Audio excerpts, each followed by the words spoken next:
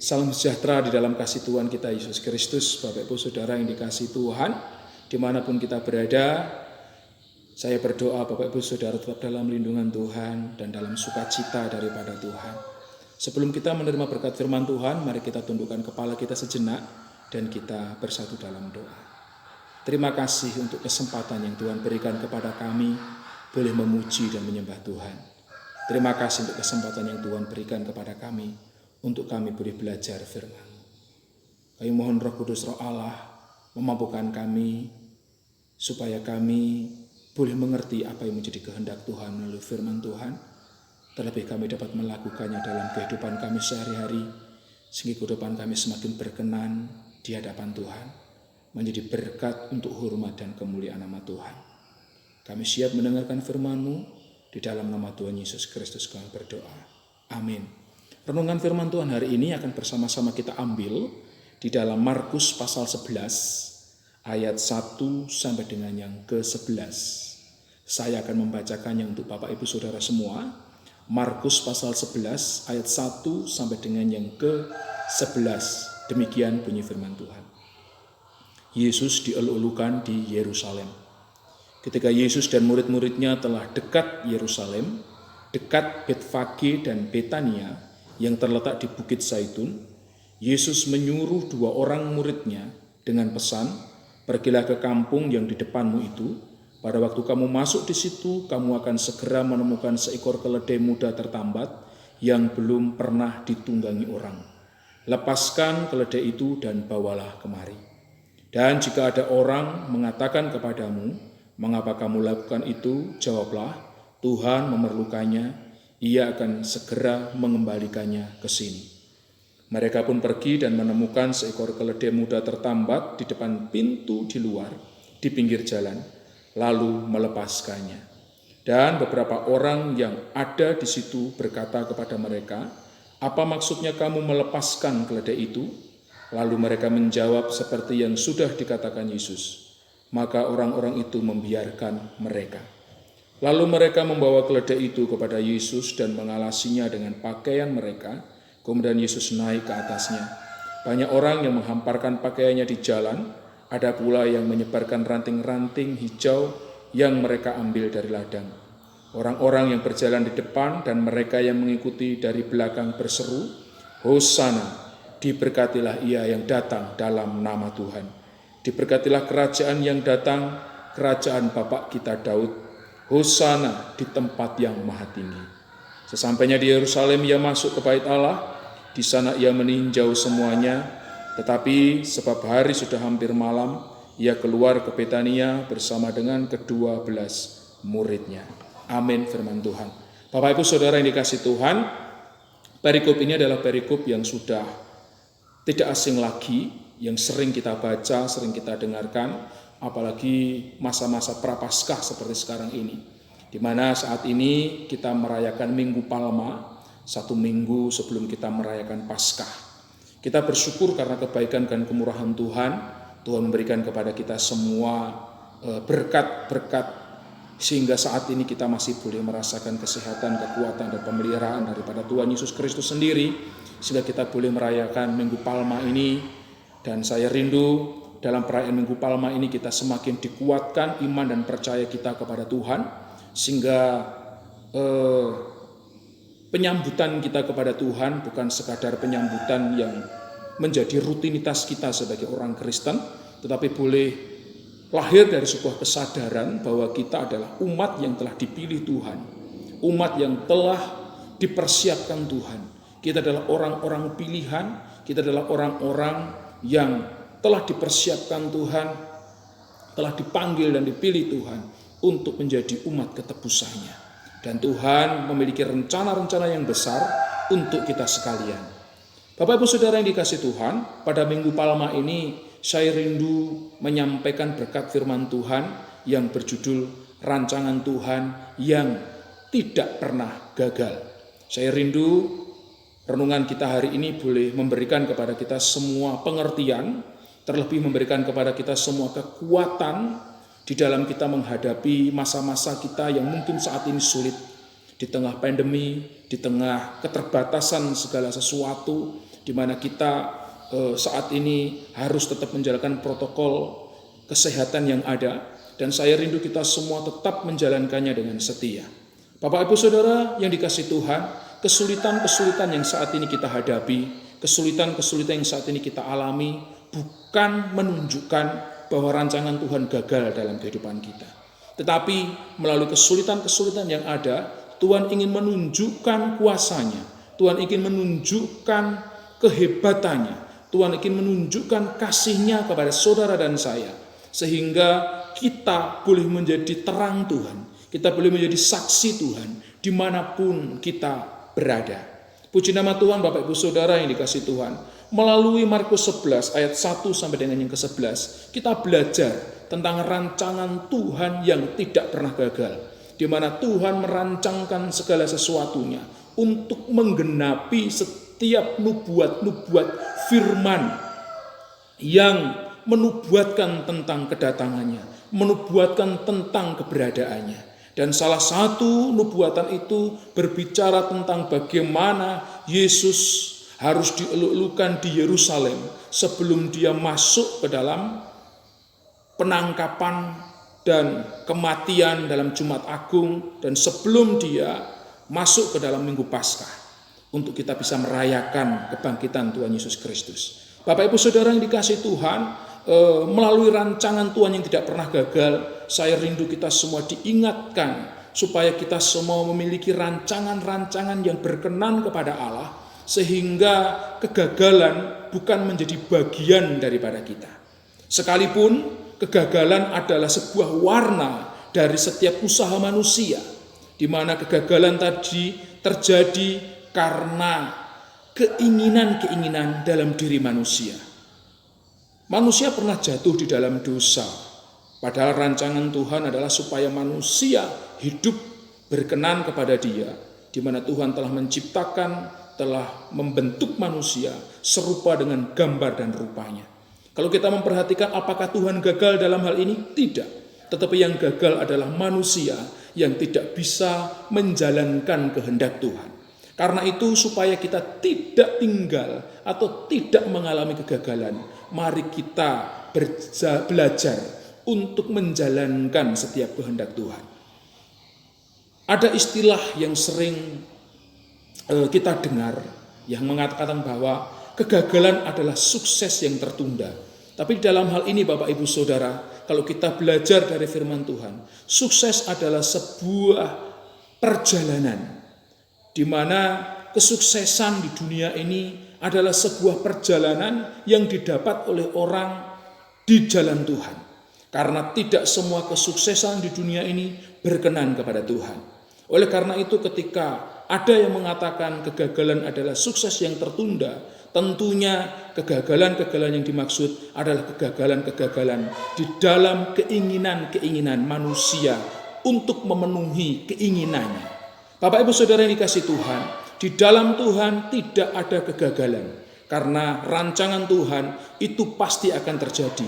Dengan apapun itu, Tuhan sanggup menggenapinya. Mengapa? Pertama, dari perikop yang sudah kita baca, mengapa rancangan Tuhan tidak pernah gagal dalam kehidupan kita?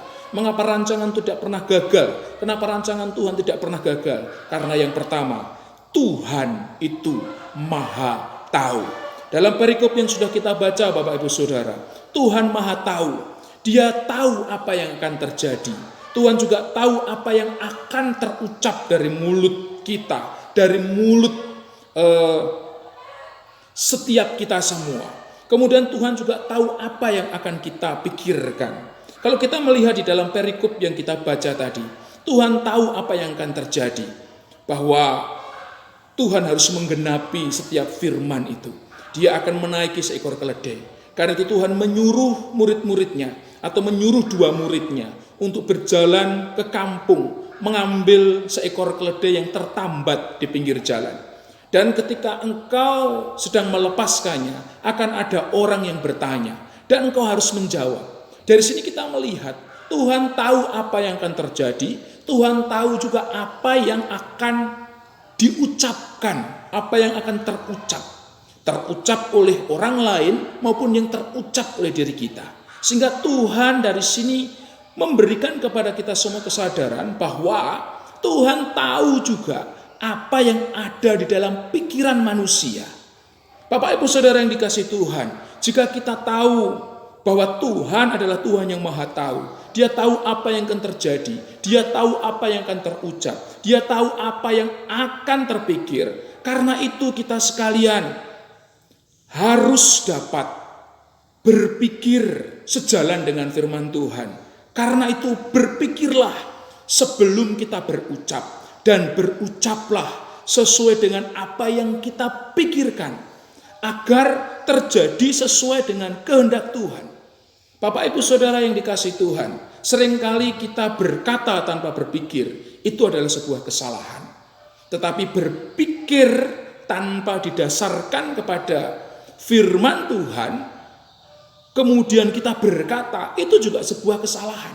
Oleh karena itu kita mau belajar untuk mengisi pikiran kita dengan pikiran-pikiran Kristus yang sesuai dengan firman Tuhan. Sehingga perkataan dan perbuatan kita adalah perkataan dan perbuatan yang berkuasa, yang bisa menjadi kesaksian bagi banyak orang untuk mereka boleh percaya kepada Tuhan Yesus Kristus melalui pikiran, melalui perkataan dan perbuatan kita. Di dalam ayat ini kita telah melihat Tuhan Maha Tahu. Dia tahu apa yang akan terjadi. Dia tahu apa yang akan diucapkan. Dia tahu apa yang akan terpikir. Karena itu Bapak Ibu Saudara, kita sebagai orang percaya jangan menjadi orang Kristen yang sok tahu. Belajarlah tunduk di bawah kaki Tuhan. Di dalam saudara merencanakan segala sesuatunya, belajarlah untuk mendahulukan Tuhan. Di dalam pekerjaan saudara, belajarlah duduk di bawah kaki Tuhan. Berdoa mohon pimpinan Tuhan. Di dalam rumah tangga saudara, belajarlah untuk bersaat teduh, memohon pimpinan Tuhan. Di dalam pelayanan-pelayanan saudara, mulailah dengan berlutut di bawah kaki Tuhan. Berdoa mohon pimpinan Tuhan. Karena Tuhan yang Maha Tahu itu supaya Dia memberikan pengetahuan juga kepada kita. Sehingga kita tahu apa yang akan kita pikirkan. Tahu apa yang harus kita ucapkan. Dan tahu apa yang harus kita lakukan. Supaya sesuai dengan kehendak Tuhan. Sehingga apapun yang kita lakukan tidak gagal. Karena Tuhan yang Maha Tahu telah mendahuluinya. Puji Tuhan. Yang kedua, rancangan Tuhan tidak pernah gagal. Jika yang pertama tadi karena Tuhan itu Maha Tahu, yang kedua karena Tuhan Maha Kuasa. Bapak Ibu Saudara, dari perikop yang sudah kita baca tadi, kita melihat bersama-sama bahwa Tuhan berkuasa. Yang pertama, Dia berkuasa menyediakan apa yang Dia perlukan. Perhatikan ini. Dia berkuasa menyediakan apa yang Dia perlukan. Tuhan juga sangat tahu apa yang menjadi keperluan saudara dan saya. Jelas keperluan kita untuk menggenapi setiap rencana-rencana Tuhan. Tuhan akan menyediakannya bagi kita. Tuhan perlu keledai dan Tuhan sanggup menyediakan keledai itu. Kalau seandainya Tuhan memerlukan kuda atau memerlukan onta, Tuhan pun sanggup menyediakannya. Tapi Tuhan memerlukan keledai. Di dalam hal ini Bapak Ibu Saudara yang dikasihi Tuhan, Dia menyediakan apa yang diperlukan. Dia menyediakan apa yang diperlukan. Tuhan Maha Kuasa, karena itu jangan memaksa Tuhan dengan kekuasaannya untuk memenuhi keinginan kita. Karena Tuhan akan memenuhi keperluan kita, bukan keinginan kita. Karena itu kita belajar untuk berkata-kata, untuk berdoa bagi keperluan kita, bukan keinginan kita. Sehingga kita tidak mengalami kegagalan. Tuhan Maha Kuasa. Jika yang pertama tadi menyediakan apa yang kita perlukan, yang kedua dari perikop yang sudah kita baca tadi itu, Tuhan Maha Kuasa untuk menyelesaikan apa yang kita kerjakan. Para murid pergi, Bapak Ibu Saudara. Sesuai dengan perintah Tuhan, Tuhan menyuruh untuk mengambil keledai. Dia lakukan apa yang menjadi firman Tuhan tanpa dia harus bertanya mana uang untuk membeli dan lain sebagainya. Para murid tidak perlu bertanya itu. Dia pergi dan dia kemudian menjumpai keledai. Kemudian singkat cerita, sesuai dengan firman Tuhan, ada orang yang bertanya, untuk apa? Ya, kita melihat bersama-sama di dalam ayat yang kelima. Orang-orang itu berkata kepada mereka, apa maksudnya kamu melepaskan keledai itu? Di dalam hal ini firman Tuhan katakan, lalu dalam ayat yang ke-6, lalu mereka menjawab seperti yang dikatakan Yesus. Maka orang-orang itu membiarkan mereka. Perhatikan, orang-orang itu membiarkan mereka. Tuhan mampu dalam kemahakuasaan Tuhan. Tuhan mampu menyelesaikan apa yang dikerjakannya. Saudara, ketika kita mengerjakan apa yang menjadi perintah Tuhan, apa yang menjadi kehendak Tuhan, maka Tuhan berkuasa untuk menolong kita menyelesaikan apa yang kita kerjakan. Di dalam pelayanan, di dalam pekerjaan kita, di dalam rumah tangga kita, percayalah Tuhan akan menolong kita dan membantu kita untuk menyelesaikan setiap pekerjaan dan tanggung jawab kita. Kenapa? Karena kita percaya bahwa rancangan Tuhan tidak pernah gagal dalam kehidupan kita. Karena apa? Karena Tuhan berkuasa untuk menolong kita menyelesaikan tanggung jawab kita. Seterusnya Bapak Ibu Saudara, ya, Tuhan Maha Kuasa. Yang pertama tadi, Tuhan berkuasa menyediakan apa yang kita perlukan. Yang kedua, Tuhan berkuasa menyelesaikan apa yang kita kerjakan. Yang ketiga, Tuhan ini berkuasa untuk apa? Melakukan apa yang Ia perintahkan.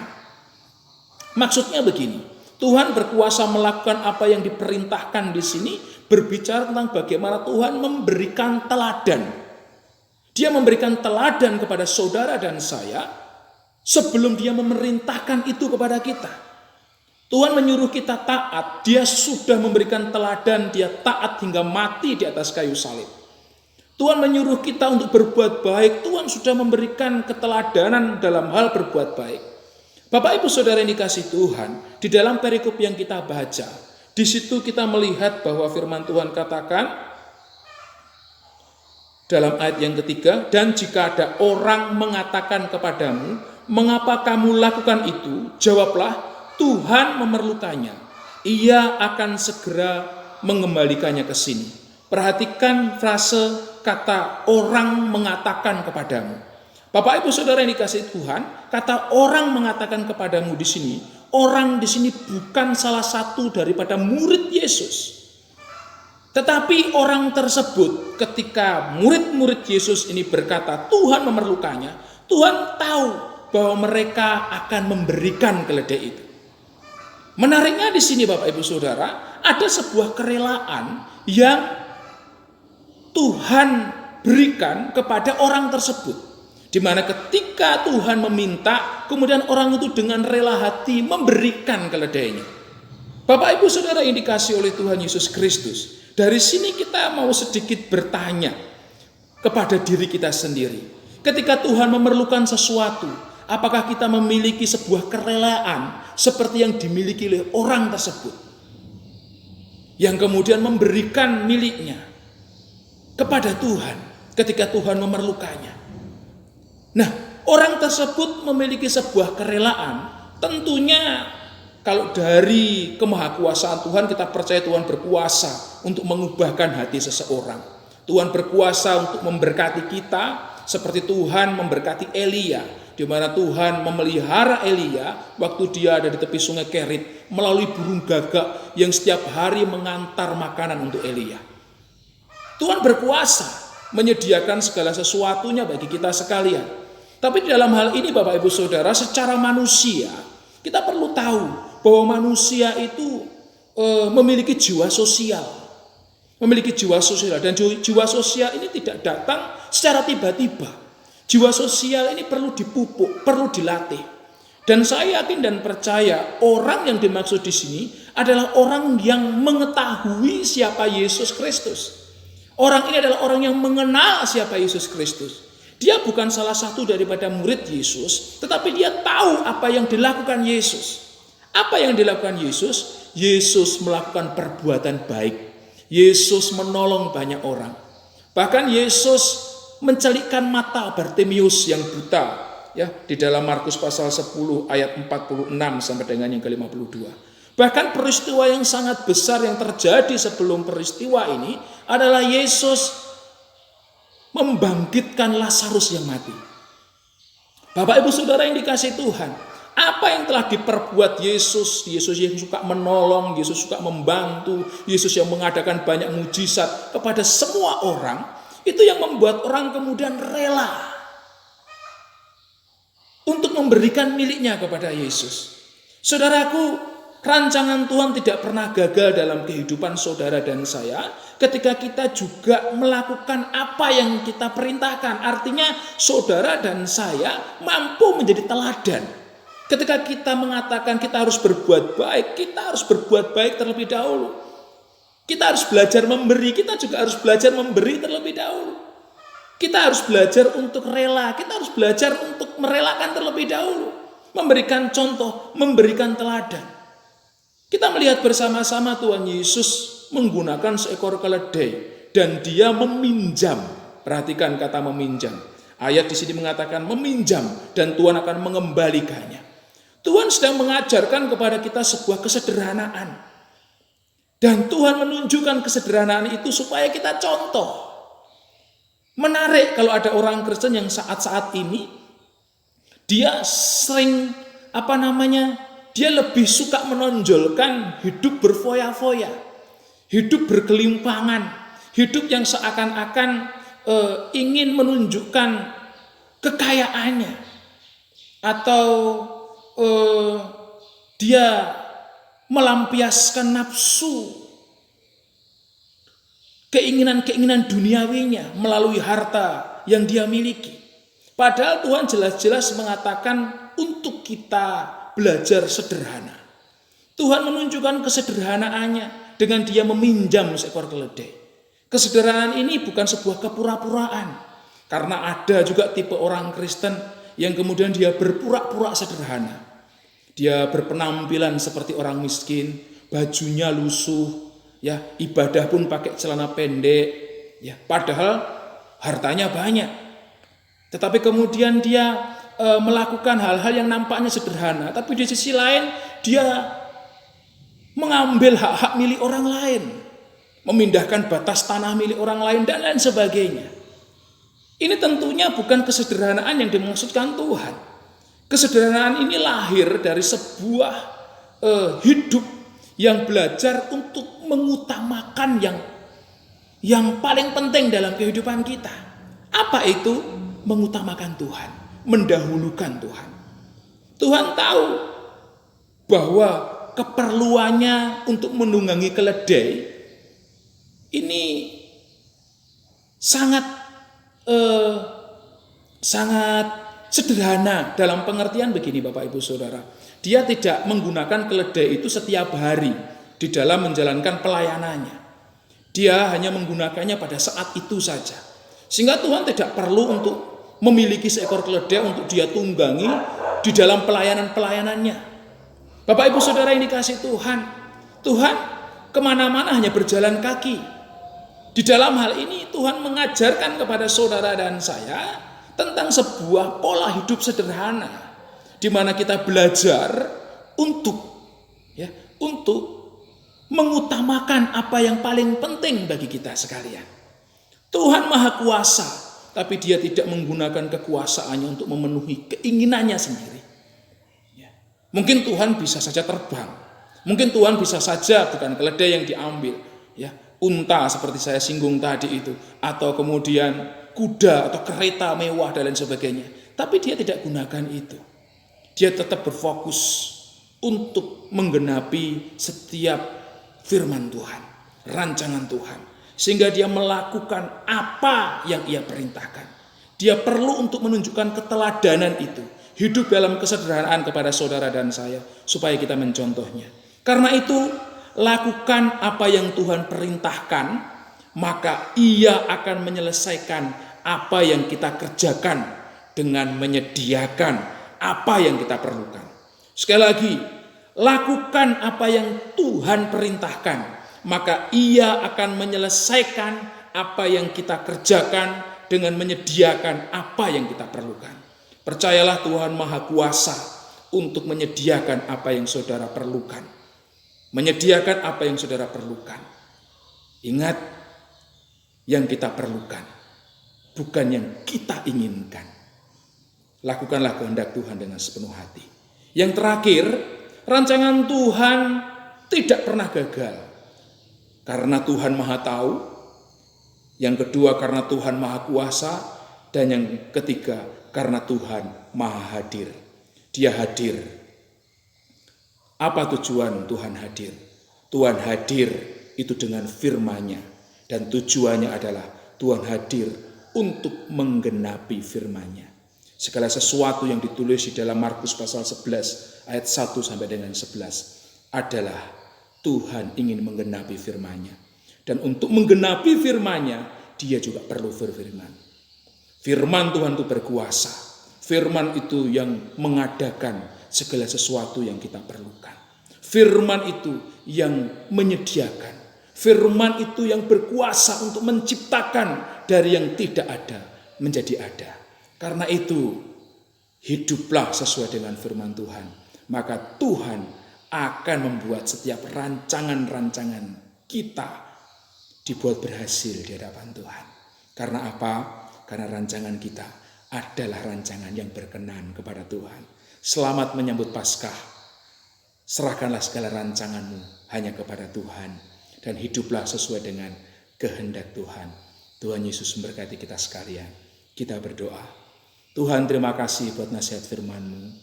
Mampukan kami menjadi pelaku firman-Mu. Hidup mengakui Engkau dan meneladani Engkau dalam setiap kehidupan kami. Menjadi teladan bagi sekitar kami. Kami boleh menjadi jawaban bagi sekitar kami. Kami mau belajar untuk senantiasa bermanfaat, menunjukkan kasih Allah kepada sekitar kami, sehingga nama Tuhan dimuliakan melalui kesaksian hidup kami, melalui pikiran dan perkataan dan perbuatan kami. Kami boleh menjadi teladan bagi sekeliling kami. Berkati kami semua, berkati rumah tangga dan keluarga kami, berkati pekerjaan kami, berkati pelayanan kami, berkati kesehatan kami semua. Terima kasih Tuhan, ini doa kami percaya Tuhan menjawab sesuai dengan kehendak-Mu saja. Di dalam nama Yesus kami sudah berdoa. Amin. Tuhan memberkati kita sekalian. Amin.